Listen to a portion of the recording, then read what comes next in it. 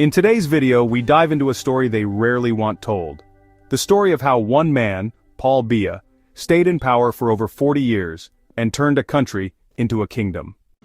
He didn't just lead, he locked down, he didn't pass the torch, he smothered it, and while the world celebrated democracy, he perfected the illusion of it. This is not leadership, this is control.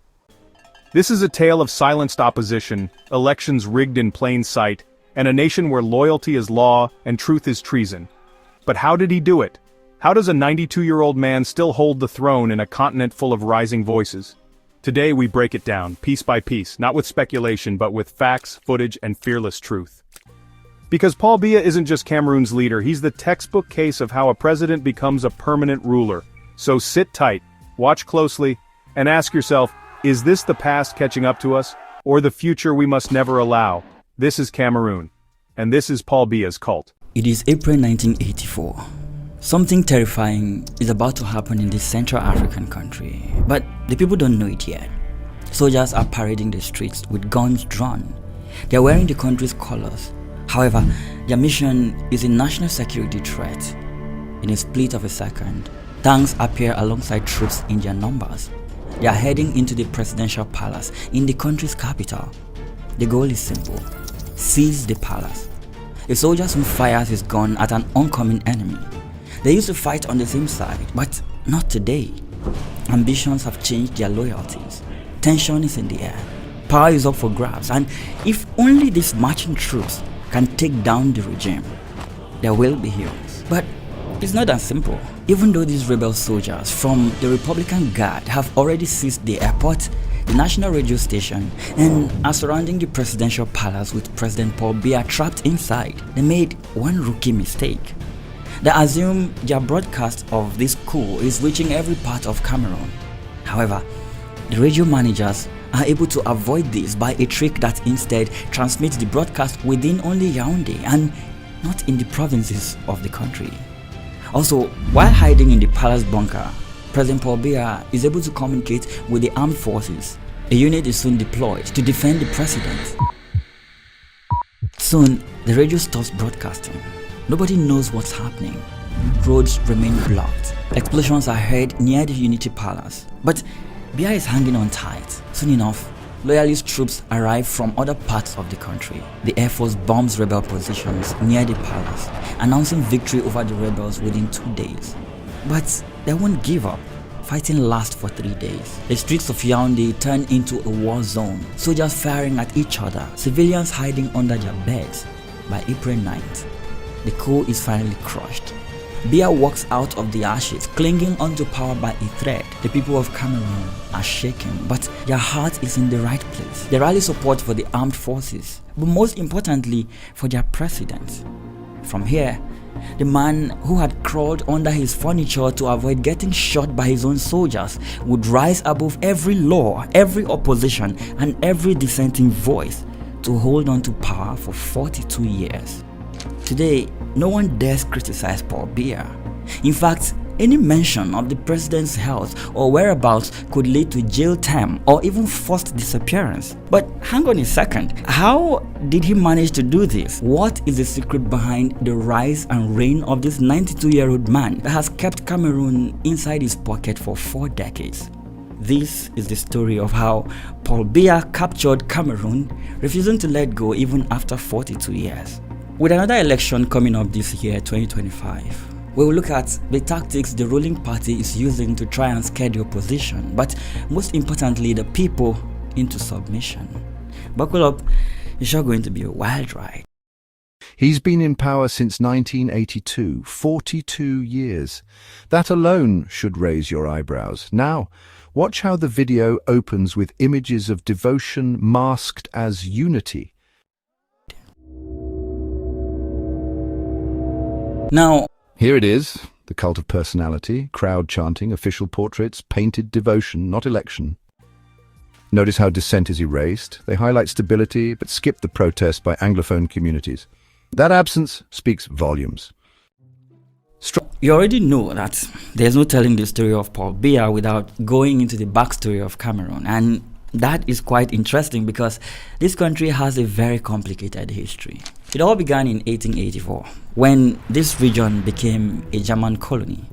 Even though the British Empire was busy doing its empire stuff around the coast, the Germans were able to lay claim to this piece of land when this guy, Gustav Nachtigal, a German explorer, arrived in July 1884 to annex the Douala coast. Over the next couple of years, the Germans continued to move inland, gradually extending their control and claims. Soon enough, these Europeans began to set up large estates in southwestern Cameroon to provide tropical agricultural products for themselves. Traders, plantation owners, and even government officials competed for labor. But this wasn't some paid labor, no. Brutal force was used to obtain it. This system was cruel. Many workers died serving the Germans. Then World War I broke out and everything was about to change. During the First World War, British, French, and Belgian troops joined forces to drive out the Germans. This began a period of British rule in two small areas of Cameroon. The French moved in to claim the remaining territory. This setup was arranged by the United Nations, then referred to as the League of Nations. The mandate basically carved up Cameroon into two, namely the French Cameroon and the British Cameroon. They were known as trust territories of the French and the Brits. The British Trust territory consisted of a strip of land divided by the Benue River along the eastern border of Nigeria. And just like all British colonies, this place was neglected with no form of development. But the Europeans had a plan for how to profit from the suffering of these people. Eventually, the old German plantations were united into a single government-owned enterprise known as the Cameroon Development Corporation, which also became the mainstay of the economy. With this setup, trade in agricultural products took off. The production of cacao, coffee, and bananas grew rapidly. Some Nigerian traders who lived along this border would eventually move into the British-controlled Cameroon, leading to resentment by the locals. Over in the French-controlled territory, the French established a government similar to what it had done in all of its other African colonies. They invested in agriculture, built schools, hospitals, and a few infrastructures. Even though French Cameroon was better developed than British Cameroon, both were made to serve the colonial powers, producing raw materials for European industries while remaining dependent on Europe, especially France, for finished goods. It was in this dystopian state that Paul Biya was born. 6 years after the birth of Paul Biya, the war descended into another war, when the Germans, still bitter from their defeat in the last one, took on the mission to regain control. Luckily for Biya, he didn't get to fight in this war, as he was instead busy training to be a priest. You see, at 7 years old, his parents sent him into a Catholic mission, roughly 50 kilometers from his hometown. Here, one of Biya's French tutors took note of his excellent performance and decided that the young boy should become a priest. By the time the Second World War came to an end, Biya was admitted to junior seminaries run by the Puritan Catholic fathers. He would go on to study Latin, Greek, and philosophy.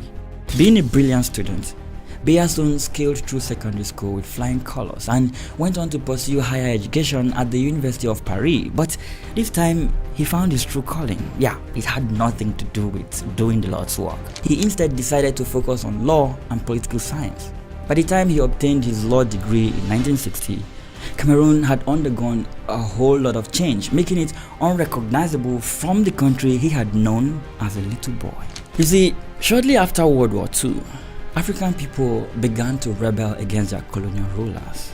For French Cameroon, the movement started in 1948 when a nationalist movement called the Union of the Peoples of Cameroon, UPC, was formed. But the colonial authorities frowned at this. By May 1955, there were mass arrests of activists demanding independence. This gave rise to riots in several cities across the country. As soon as they were declared wanted by the police, the UPC activists vanished into the forest, where they formed guerrilla bands, with others fleeing into neighboring British Cameroon. Soon enough, the world started paying attention. Countries like India, Syria, and the Soviet Union all called out France for its brutal handling of the crisis. But things soon got out of hand. On the 18th and 19th of December 1956, an insurrection broke out among the Bassa people. Several dozen anti-UPC figures were murdered. Bridges, telephone lines, and other infrastructures were destroyed. The French military and native security forces violently repressed this uprising. But this failed to stop the rebellion. Instead, it motivated many native Cameroonians to join the cause of independence and fight in the long-running guerrilla war. To do this, several offshoots of UPC militias were formed and scattered across the country. Although their access to weapons was very limited, they pressed on with guerrilla warfare. Now, the UPC was a multi-ethnic movement, but the pro-independence movement was seen as particularly strong among the Bamileke and Bassa people. Hence, both were targeted by the French for severe repression. Entire villages were burnt to the ground.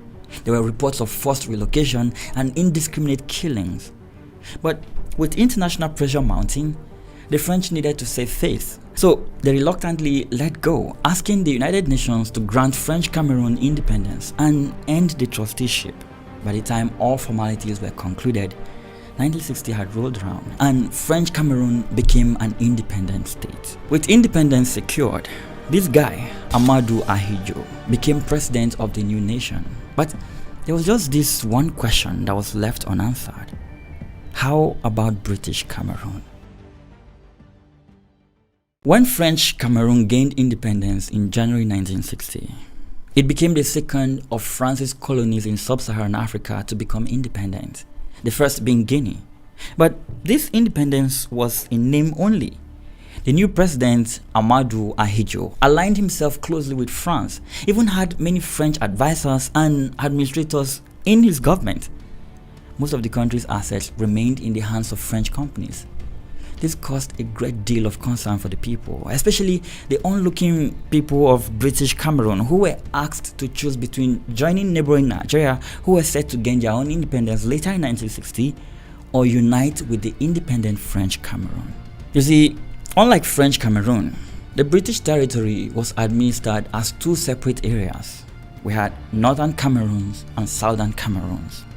Northern Cameroons consisted of two sections divided by a point where Nigerian and Cameroon borders met and were governed as part of the northern region of Nigeria. Southern Cameroons, on the other hand, was administered as a province of eastern Nigeria.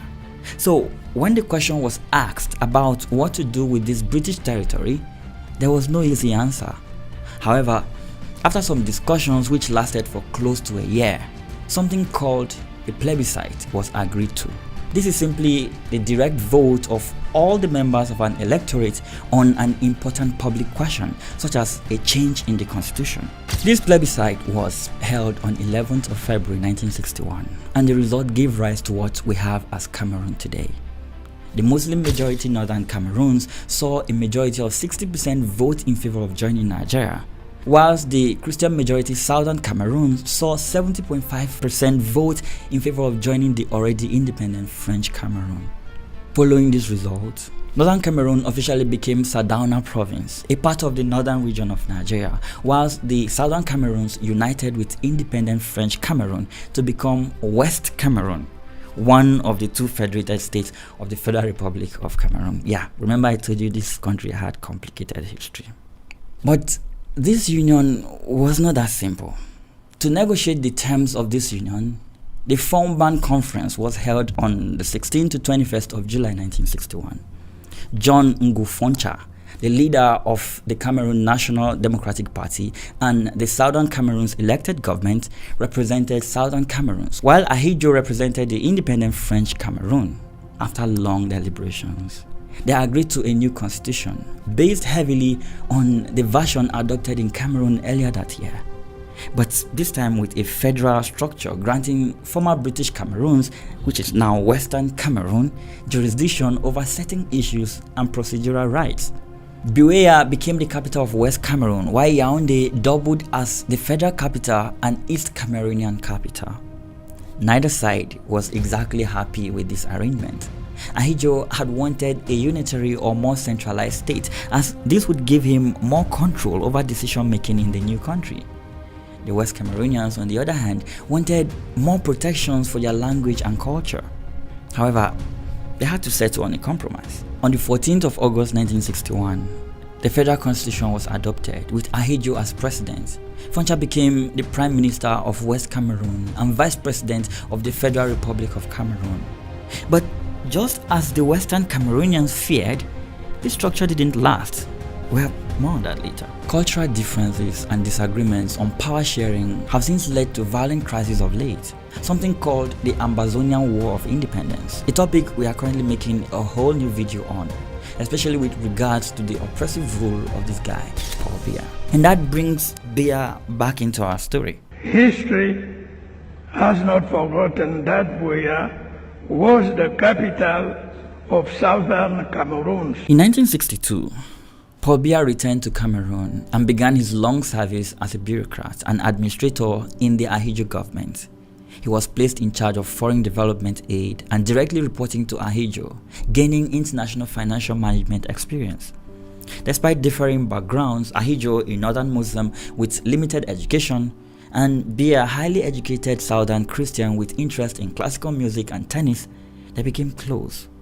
Under Ahidjo, Biya served as chief of the cabinet, secretary general of the presidency, and minister of state, eventually becoming Cameroon's highest ranking minister. But there were cracks in the Ahidjo government, deep cracks that resulted in a lot of tension within Cameroon. Remember the UPC, which was formed during the fight for independence? Yeah, they didn't lay down their arms after independence. They continued to demand a full break with France. Dissatisfaction with the Ahidjo administration, which was viewed as a French puppet, eventually led to armed rebellion. To fight off this rebellion, Ahidjo again turned to the French, who gladly gave him the requested assistance to suppress the UPC rebels in what became known as the Bamileke War. After several months of brutal fighting, the UPC was ultimately defeated, with government forces capturing the last important rebel leader in 1970. In the following years, Ahidjo used emergency powers granted due to the war and the fear of further ethnic conflict to centralize power in himself, building a police state in the process. He implemented a highly centralized and authoritarian government that used every trick in the book to prevent opposition. Anyone accused of compromising public safety was detained without following the traditional criminal process. No right to a lawyer or even an appeal. Ahidjo's regime dished out sentences of life imprisonment at hard labor or death like candies. Executions were often public, breeding a culture of fear. Soon enough, opposition parties were banned. Ahidjo went on to create a one-party state with a strong presidential system, granting him full control over state institutions. Well, seeing that international governments respected elected leaders and frowned at dictators, he organized a sham election on the 28th of March 1970 with himself as the only candidate. He was elected president with 100% of the vote. His government recorded a 99.4% voter turnout. But he wasn't satisfied. To further consolidate his power, Amadou Ahidjo broke the agreement signed when former British Cameroon was reunited with French Cameroon at independence. He changed the federal structure to a unitary state, renaming it the United Republic of Cameroon. Ahidjo argued that this would promote national unity and efficiency. But this was wishful thinking. As it turned out, this new setup became the root cause of the ongoing Anglophone crisis, as it gave more power to the majority French-speaking central government. The English-speaking minority felt colonized by the French-speaking government and their semi-autonomy stripped away, giving all power and decision-making to the central government. The English-speaking people from former British Cameroon were furious, but Ahidjo didn't care. He used a patronage system to ensure loyalty by personally controlling top appointments. Through this all, Ahidjo had Paul Biya by his side, watching and learning. One quality that Ahidjo loved most about Paul Biya was his timid look. Biya came to be perceived as someone without any political ambitions. This would eventually become a weapon. On June 30th, 1975, Ahidjo appointed Biya as Prime Minister of the United Republic of Cameroon. 4 years later, the Ahidjo government passed a law officially declaring the Prime Minister as the constitutional successor to the President. This made Paul Biya the constitutional successor should there be any reason for the President to step aside. Well, that ruling came along pretty fast. Les relations entre le président Paul Biya et son prédécesseur Amadou Ahidjo. On November 4th, 1982, President Ahidjo resigned in a rather strange circumstance. The official claim was illness. Paul Biya, the then Prime Minister and Vice President of the ruling party, became President of the Republic on November 6th, 1982. And that completed his rise to power. But despite resigning his position as president, Ahidjo refused to go away. He retained control of the CNU ruling party, expecting to remain influential in key decision-making. Believing he could bend Biya to his will, Ahidjo perhaps anticipated a return to power after medical treatment. However, this turned out to be a grave political miscalculation. You see, shortly after being declared president, Paul Biya quickly took steps to reshape the country in his own image. He reshuffled the cabinet in June 1983 without consulting Ahidjo. This led to tensions between both men. In August 1983, an attempt was made to remove Biya from power. This attempt was linked to Ahidjo, and when it failed, the former president fled to France and publicly accused Biya of abuse of power. Ahidjo then sought to use his control over the party to sideline Biya by causing the party and not the president to set the government's agenda. This move didn't work out so well either. Biya was eventually elected to lead the party, further consolidating his power. In a move to shake off the stigma of being Ahidjo's puppet, Paul Biya called for early presidential elections in January 1984, which he won decisively. This brought the Ahidjo era to an end, although there was just this last move the ex-president had in play. You see, during his rule, Ahidjo had assembled majorly northern Muslim officers to form an elite force called the Republican Guard.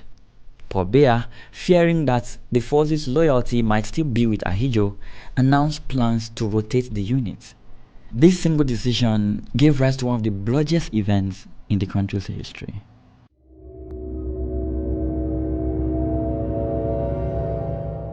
On the 6th of April 1984, What we watched was more than a biography. It's a masterclass in control. Cameroon's story isn't unique, but it is urgent. Paul Biya built his rule on deception, fear, and loyalty bought, not earned. Yet this video barely scratches the surface. Why? Because this account is long, and to keep you engaged, to honor the truth, we're breaking it into two parts. What comes next? The hidden stories from Anglophone Cameroon, why rebellion continues, voices of resistance rising despite censorship, how deep power structures look when you strip away the propaganda. You've seen how a cult forms. Now it's time to see how people break them. If you're ready for part 2, hit like, subscribe, and stay tuned. This isn't the end of Cameroon's story. It's only the beginning. Part 2 premieres